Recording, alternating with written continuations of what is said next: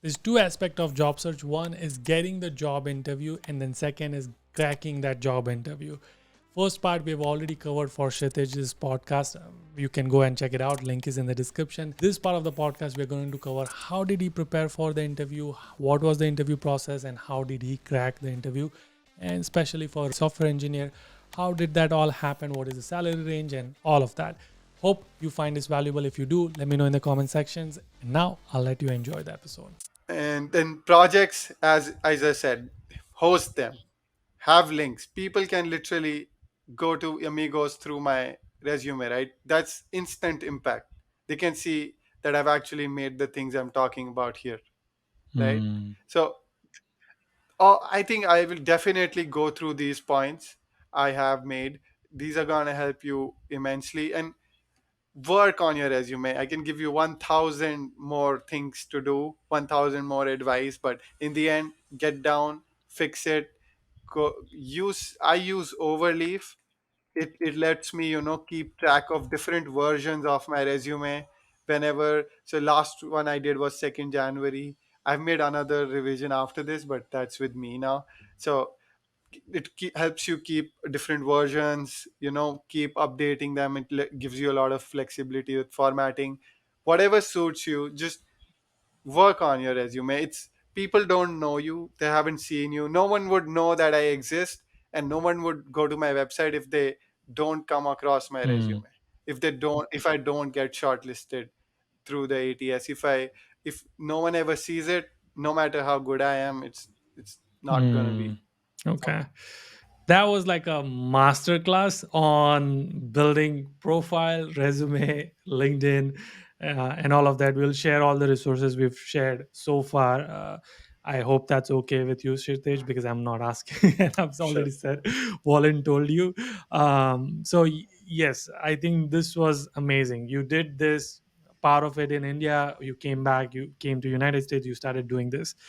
Now comes, how did you get interview calls? Was it through online referrals or was it through applying online? Which path worked better for you? Because some people say only work for me through online, some through referral, some is mix. So what was your story? I have a few points to make here. First is that I applied a lot. I have gotten an advice many times that focus on quality applications. But for me, I took the other path. So I do not have many comments to make in the quality space. Uh, I applied a lot, whatever I could find, but only to software roles, not like any role. I found I didn't care about specific companies. Whatever company I could find, if it was interesting, I would apply to it. I would use LinkedIn, Indeed, and then there is one website called Well Hmm. Found. I would definitely recommend it. It's Okay. wellfound.com. It was earlier known as Angel List.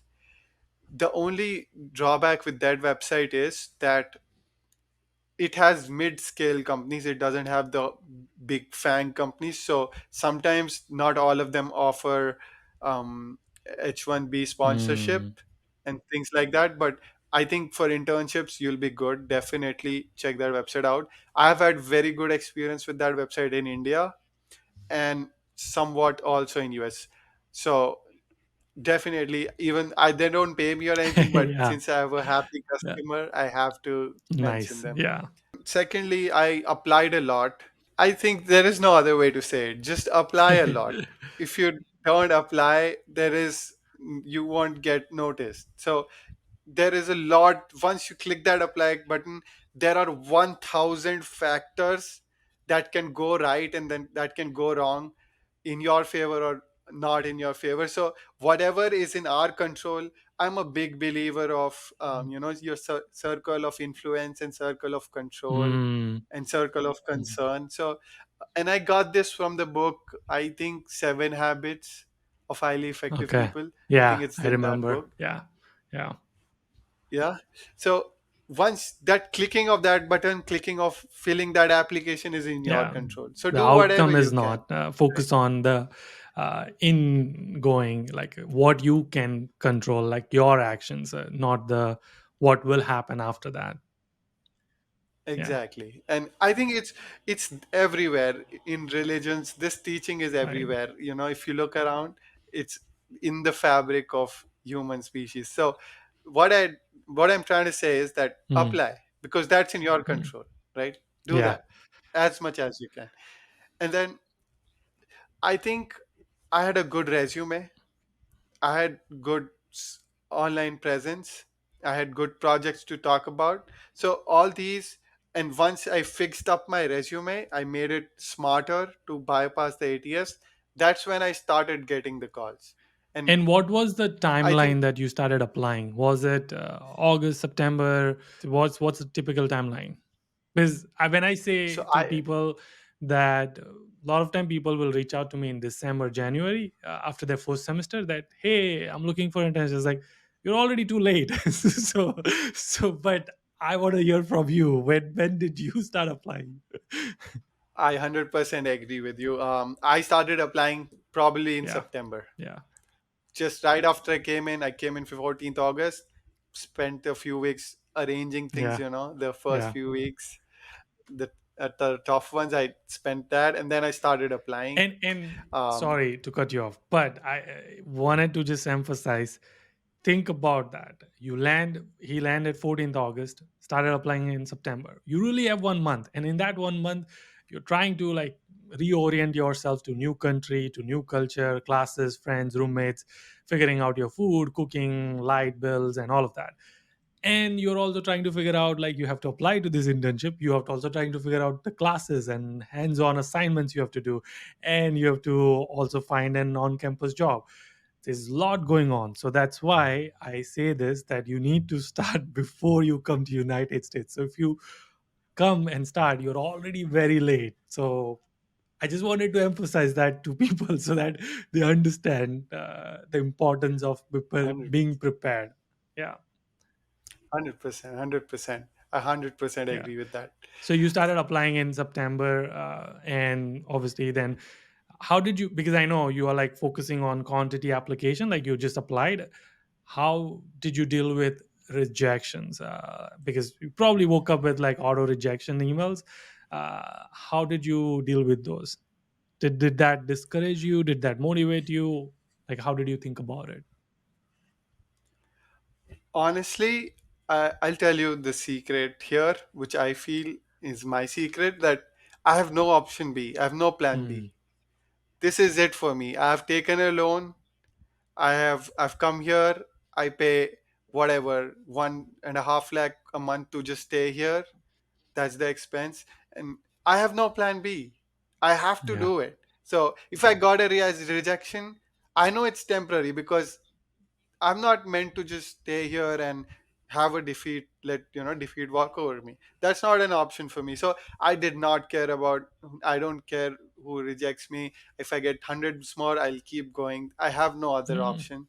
I just had that in mind, and I Yeah. never let any Yeah. outside influence bog me Yeah, down. and for people who might be watching this sometime like in 2024, the time when you were applying was also a recession. Also, lots of layoff happened. So, in spite of all these layoffs, in spite of like in the heavy where companies are laying off and there's no jobs, you were still able to crack it. So there was obviously something you did which worked out for you, and obviously it's your perseverance that I don't care. I'm just gonna keep going. I'm gonna keep hustling. I'm gonna keep smiling. And I'm gonna keep doing that. Exactly. So that's awesome. So you obviously mentally were very prepared. I'm just gonna keep going. You started applying. Did you start? And it looks like, obviously when I asked you, did you get calls from online application versus referral? Looks like you focused heavily on online application. Is that how you got interview calls, or did you also get it through like referrals? And did you try referrals? Yeah. So I'll be honest with it. I did not explore the referral domains Hmm. a lot. Okay. Okay. And I am completely wrong when I say this. Referrals are amazing, especially for full time. It's the way to go. It's like, I would say 40% of your effort can go to referrals, and it will work charms for you. personally, I did not explore the referral domain because maybe because once I edited my resume, I started sort of Hmm. getting Yeah. So then calls, you just leaned and in, double down on that only. and I think I had an offer as soon as Yeah. December Wow. for a May offer. So uh, And it when was you say pretty early. offer, I'm assuming the way you said it, you probably had multiple offers. Is that true? Yeah, I had three Oh, offers. that's amazing. Cool. Obviously, you chose Rivian for some different reason. We maybe we'll get into that. So you started getting interview calls. Uh, Assuming how many job applications have you done? Like, do you remember? Like, I would say 500 plus. There is did I started tracking at first, and then I knew it's useless. There's no I might be really hurting some people here, but tracking only makes sense to me after there is a follow up, yeah, right? But if you just keep tracking wherever you're clicking that apply button, it was not for me. I did not do that.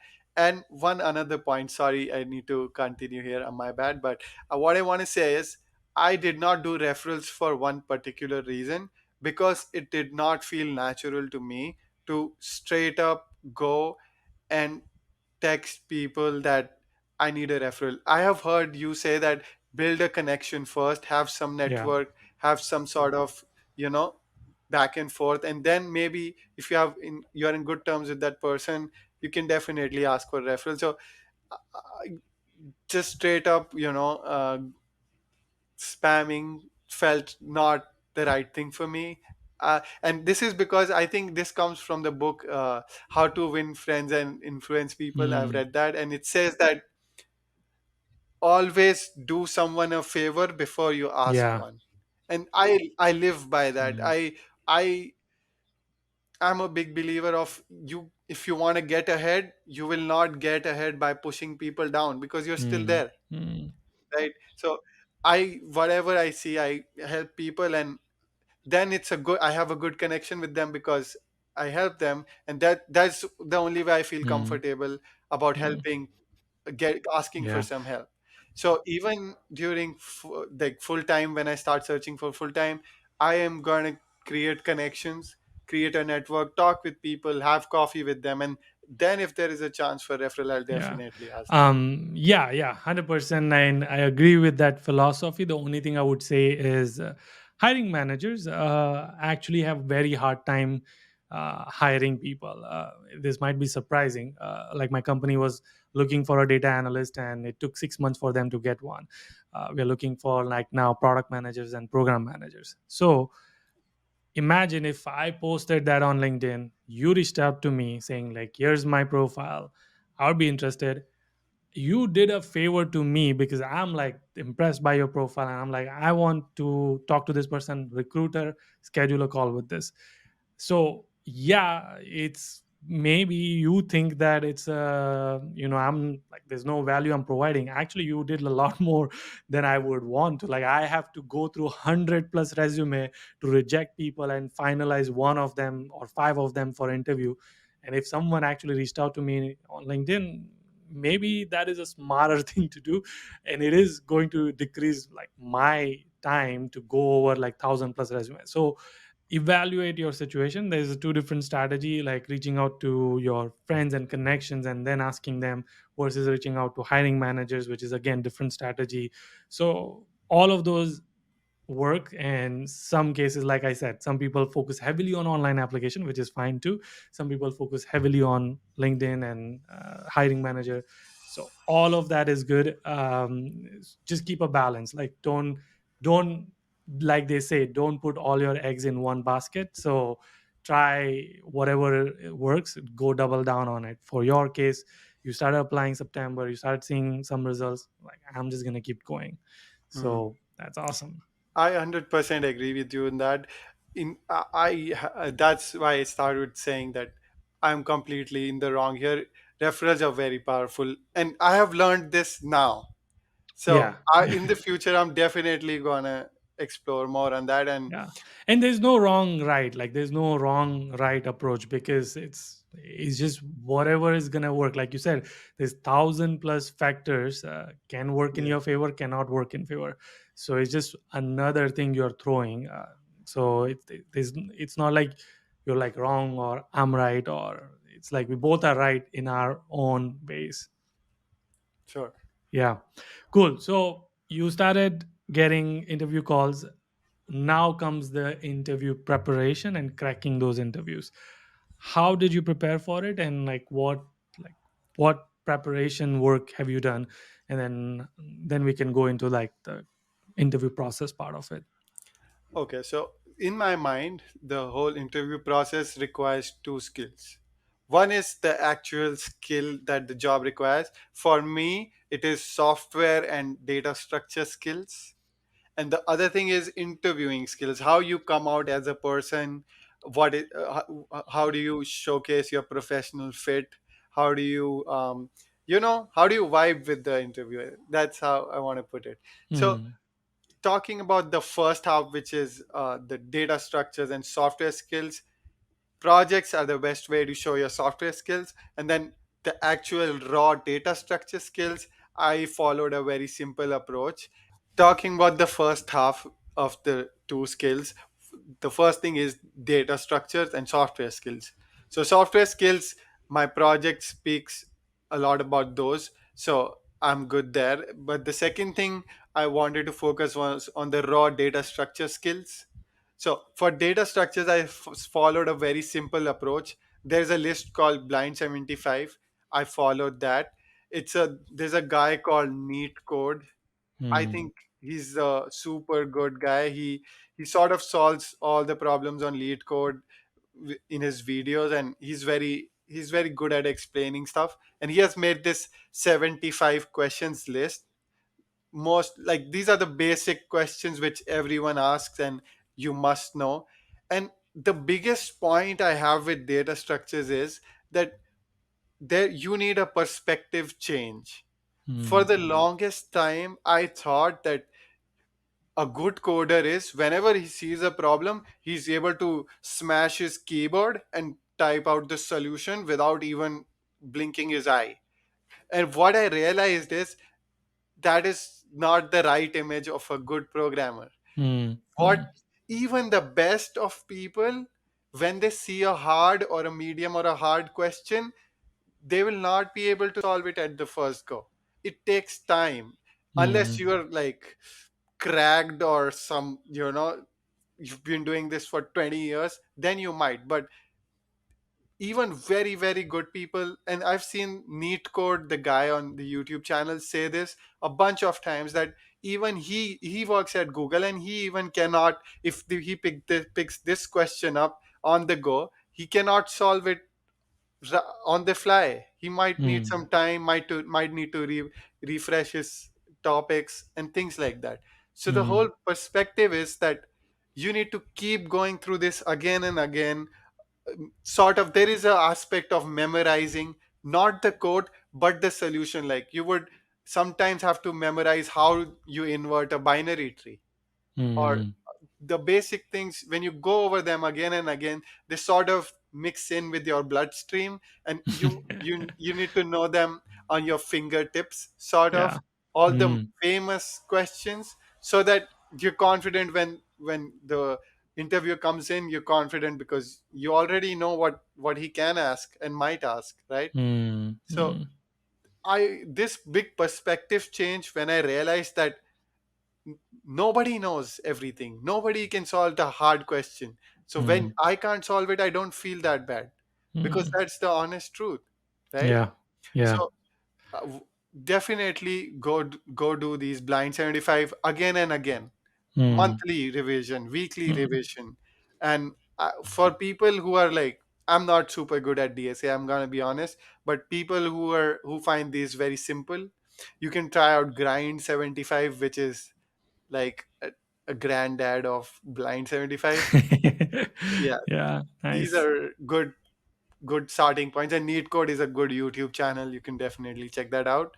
And Hmm. one another YouTube channel I want to speak about is back to SWE.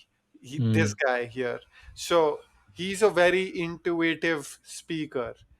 I am Mm, one of those guys who have a very hard time straight up just taking people and words at their face value unless I understand what's going on under the hood. So mm, this guy really explains why of things, why of algorithms, and mm, I really like that about this guy. And if you want to know what I'm trying to say, watch this video, Zero One Knapsack Problem, and he'll you know take you on an intuitive journey of solving this problem. And I really like that because that intuitive solution stays with you for a longer time instead of just memorizing that this is how this question is done, I'm going to memorize it. That doesn't stay with you, doesn't stick with you. But if you understand why is it being solved that way, that's going to stick with you for longer. So definitely yeah. check these resources out. Nice, nice. So back to sorry, was there anything else in terms of preparation? Let me rephrase the question. Mhm. Okay, so obviously for the online assessment part, and in terms of, we'll get into the interview process, but like the heavy part of it is just like problem solving, which is through grind 75, blind 75, data structure, understanding the concepts, and solving that. Then the software skills, presenting through your projects, and know, I would also add like know your resume, because if you're putting something there, you should be able to speak to it. And then comes the actual interview. So let's walk through, was there any other preparation you did for interview? Definitely there's this whole second part which I call interviewing skills, Hmm. and that's basically matching the vibe with the interviewer, right? And Hmm. what I have noticed and experienced is that people care a lot about your story in Hmm. the US, especially. Hmm. Um, they care what your story is, where you're coming from, and what are your experiences, and how your experiences can help their organization, right? So I again want to share my screen here for a Yeah, little yeah, bit, and yeah. I want to go through a presentation that I made, which Hmm. is gonna be very helpful for you guys. So this is it is part of one of my interviews. I think it was part of what I did at interviewed at Rivian. So um, I bring up this presentation every now and then when I want to show my story, and if they talk about some of if they want me to share some of my experience, I many a times, or if they talk about my projects, I definitely bring this presentation So, up. and so again, I've done this with another person, two other people who actually do the same thing. They create their pitch deck, and also that's what like they would do is like when they would say like, tell me something about yourself, it's like, can I share a quick presentation? And then they'll share the presentation. Is that similar in your case as well? Yes, 100%. And it Okay. lets you steer the conversation in the direction you want it to You go. won. Yeah, 100%. Yeah, this is awesome. Cool. All right, let's go. So I want to come back to the point where people, especially in the US, in my experience, weigh your story, they give a lot of importance to your story, right? And if I show you a project blankly on GitHub, just the code, versus I wrap it around a story, Hmm. just like I did for the Amigos project, it will have much more impact if I give it to you with a story. And I'm actually gonna show you one example here, which about a story I do speak about often. So this is my granddad on the right, and he sort of passed away. Rest in peace. I'm sorry. Yeah. But I sort of made he had Alzheimer's, so he wouldn't remember taking his medicines, and he wouldn't forget his medicines very often. So I thought, as an engineer, how I can help him, and how I can help him take be more compliant towards his medical medicine Hmm. routine. So I came up with this small pill bottle, which had like magnets at the bottom, and when you place it on the mobile screen, it will create touch points like your finger does when you touch the screen. So I Hmm. used to measure the distance between those touch points and see that which medicine bottle it is, sort of a mapping of some sorts, right? Hmm. If you forget about whatever I just said, it just tells you whatever the medicine is when you place it on top of a screen, right? Hmm. And I made this for him, and it the app would tell you how many medicines you need to take, one, two, what are the dosage, when to take it, and it would sort of give you alarms, right? And it really helped him, right? Yeah. It Hmm. He took his medicines on time, and he even shared it with other people who he would meet in the park in the evenings. Hmm. So, Hmm. right, this is, what if I told you this story is entirely fake? You wouldn't Hmm. know, but Yeah. it's not. But and I even wrote a research paper about it. But right, it doesn't matter. Have a story, right? If I showed you this project solely without anything else, without any emotion, just code on GitHub, it would it's less impressive, right? Hmm. Hmm. And again, I saw a problem around me. I thought how I could solve it, and I used whatever I knew, and it gives me so much talking points. It gives me so much to speak about during an interview, right? Hmm. So yeah, people love stories, people love visuals, people Hmm. love to see things have some subtly wrapped value inside the story, which is not too obvious. It shouldn't be like, I did this, I did that, I have this achievement. Instead, what you did, how did it impact people around you? Have Hmm. And why did you do it? Yeah. exactly, Yeah. right? Yeah. So I have like other stories here, and I can keep going, but you get the idea, right? Yeah. Have Yeah. the story, have a story. What's your And story? so, how long? So, obviously, you prepared this presentation for yourself. How long do you talk? And is it usually when they ask you, like, tell me a little bit about yourself, or like, do you have a story? I'm assuming they're gonna like give me a situation where you were in this, and you're like, wait, let me pull up my presentation, and then you'll pull up. So, how long do you speak for? Is it usually 5 to 10 minutes?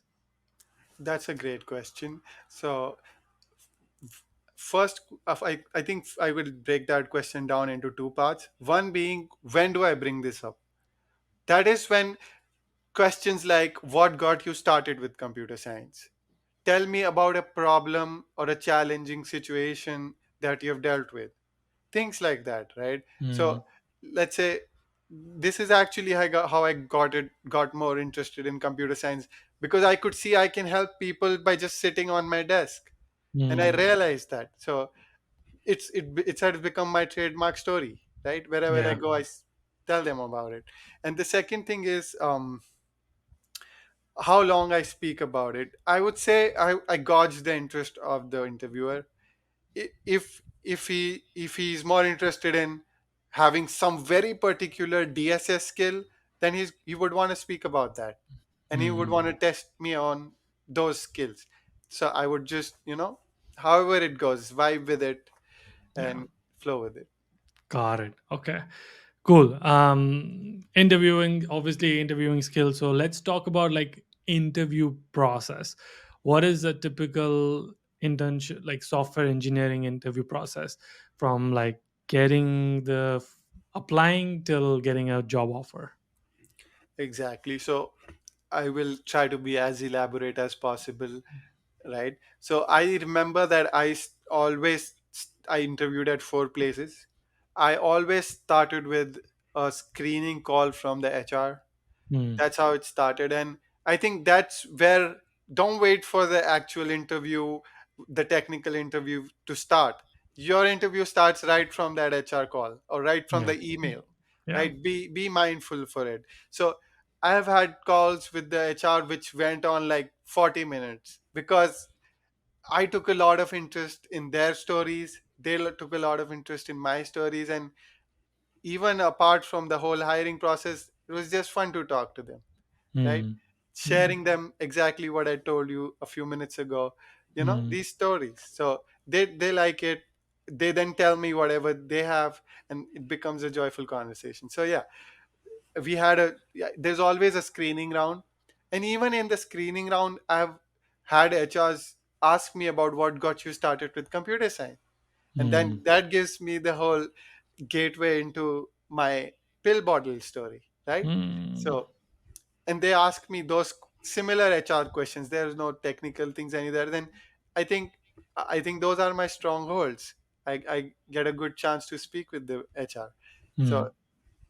there's phone screening. I told you what I do there, and then generally it is a first round of technical interview. Either it's with the engineering manager or the technical lead. So, assuming you have, so when does the HR screening happen? Does it happen before online assessment or after?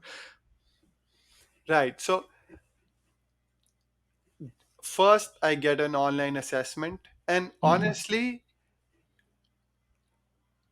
I have not I have done not done the online assessment for the companies I interviewed for. Oh, Even though nice. Okay, cool. I did like 50, 60 online assessments and I did very well at them, I didn't get a call back from them. So Mm. and Interesting. Okay. uh, So the okay.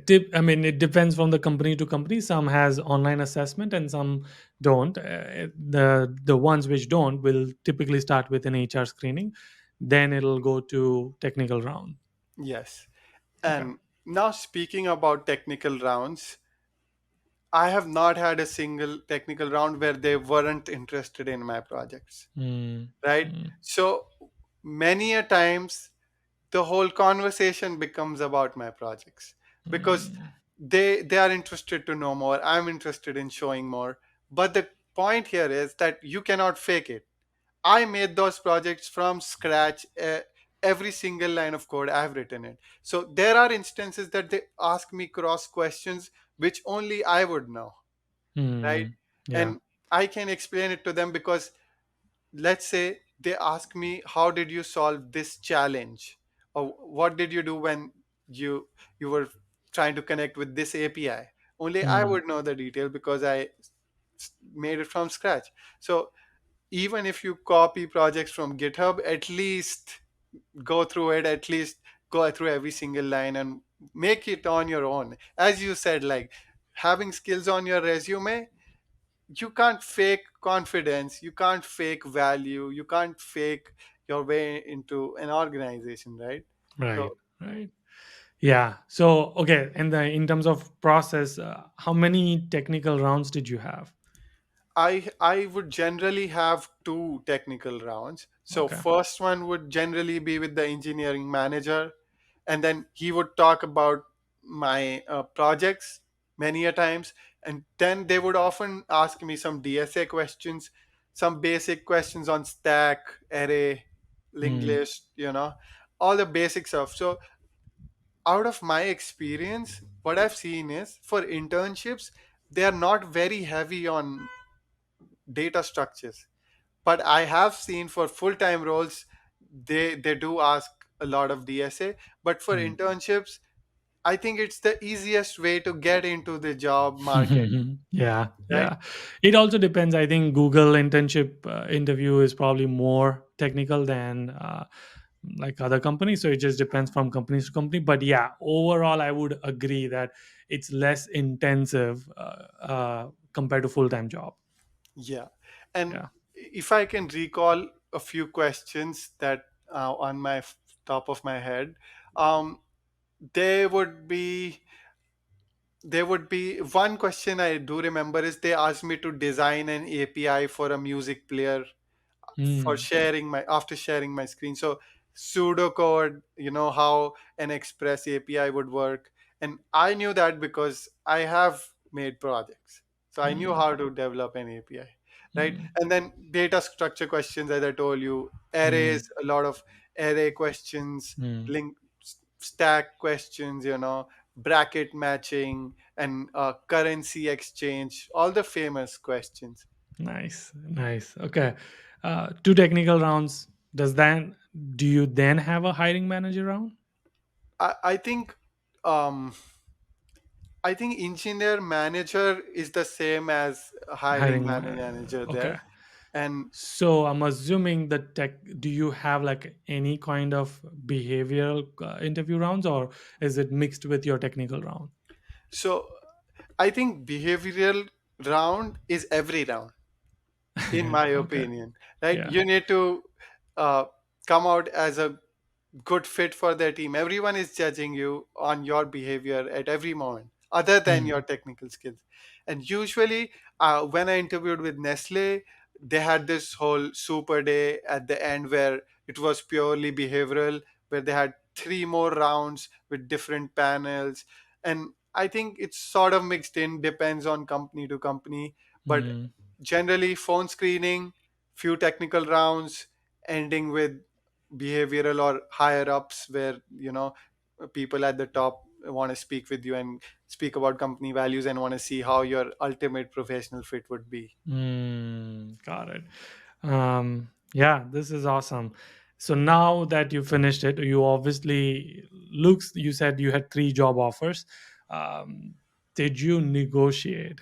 Uh, That's a great question. I sort of asked a few seniors about should I negotiate, and I asked around. But the general feedback that I got is that internships doesn't have much scope of negotiation. I might be wrong. I might be completely misinformed. But yeah, I sort of did not do a lot of I negotiation. mean, also assuming you're probably going to get a very good package compared to like that's my guess. So let's talk about like how much money do software engineers really make. You don't have to tell me what you make, but just a range. Yeah. I would say anywhere from $30 to $60 per hour, Wow, right? that's Uh, awesome. Yeah. and yeah, and this is coming from three different offers, so that's the average I would say. And I've Yeah. I've talked to a lot of friends, so that's the average Yeah. that's coming Yeah. to my mind. Yeah, so 30 to 60, assuming let's assume like $50 for people, you will be working an internship is usually per hour versus full time, which is more like a monthly salary. It's called salaried employee versus like hourly. So if we do the math, that's like 15 to 4, that's 2000, 8,000 to $10,000 roughly is, again, just throwing out some numbers, but so people know. And obviously you're going to continue this, so that's just 1 month. You probably, how long is your internship? So mine is, I think, 8 month long. It started in May, and it's 8 gonna, months long. yeah, it will end in December. Oh, cool. So Yeah. it's like a co-op. Yes, sir. Okay. But I thought like ASU does not allow co-op. Yeah, that's a huge conversation. ASU has a lot of rules, which I'll get to in a second. But yeah, the And crux of maybe what we should do is like, in because already it's like hour 30 minutes and I don't know if people are going to continue watching it. So what we should do is we should cover this part in our like ASU video. But like, it is interesting that you do have like a co-op, which I thought like ASU does not typically allow, which sounds like you figured out a way to make it happen. So you're going to have 8 months obviously for internship. So if we, like, people who forgot, reminding, like, if we did the math, $8,000 or so, 8 months is $64,000. uh that is mind blowing, which obviously I don't think that you will need loan disbursement for third and fourth semester. I mean, I hope so. There's a lot of challenges living in the US, so you never know. But I'm Yeah. hoping for the best. Nice, awesome. This has been such an enlightening conversation. I feel like, again, I know it's like a long video. I don't know how much I'm gonna cut it out, but it's like I feel like there's nothing for me to cut it out because everything is filled with so many wisdoms and golden nuggets. So thank you so much for being so kind and generous. Like, I want to give and help audience how much ever like you can help. So uh, I hope people have watched from starting till now. Is there any other advice would you have for like aspiring software engineers or student incoming students? I've watched a lot of your videos, and I knew you're gonna ask me a closing note sort of a question. So I spent a lot of time, guys. You won't believe me, but I wanted to be as whatever the best I can tell you guys. And that starts with the fact that I hope all of you have heard about the double slit experiment that the Mm, scientists did. And if you don't know, Google it. But just to be small recap would be that just when the mere act of observation of electrons can change their behavior, right? And mm, if you put in a sensor, they'll behave differently. If not, they'll behave differently. So it confirms the fact that mere act of observing things, me having this podcast, Yudi speaking to me, every single thing affects the universe in ways we cannot even imagine, right? mm, And it's mm, it's a beautiful circle. So I'm a big believer of what goes around comes around. So mm, if you keep working hard, if you keep putting in the effort, life will reward you in ways you cannot think right now, mm, and you'll mm, never be able to comprehend it. So, for example, a big example I have here is that after during the last semester of my bachelor's, I interned at a small startup in Bangalore. 20 people. If you are ever watching this, guys, I love you. You're the best. And small startup, 20 people. I just interned there somehow through the fate of time, and I just was happy. I happened to be working there before coming mm, to US, and mm, turns out that there's a decision theater lab in ASU, and the manager there, the project manager there, is an ex-employee and mm, roommate of my founder. They mm, were college mates and they were roommates. Small world situation. I had never imagined that this could happen. And during the interview, the manager at Decision Theater asked me that, how do you like your current job? While I was working in the startup, and I praised them because they're actually very good. And he said, he later told me that he's the roommate of the founder, and I was like, thank God I praised them. nice. And yeah, that's how I got my campus job, and I would never have thought that it would be possible. So guys, just Mm. don't give up, keep going, and life will reward you for your efforts. Nice. I love it. So much wisdom. Again, cannot thank you enough. I cannot even start to think about like what our podcast will be for life in ASU, because I know you have a lot of things to share over there, like how you got software engineering job on campus, which is Decision Theater Lab. Also, like how did you convert your co-op, which is not really possible, and then just like would you recommend ASU and all.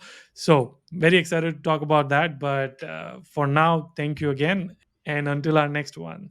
Keep smiling, keep hustling. Thank you.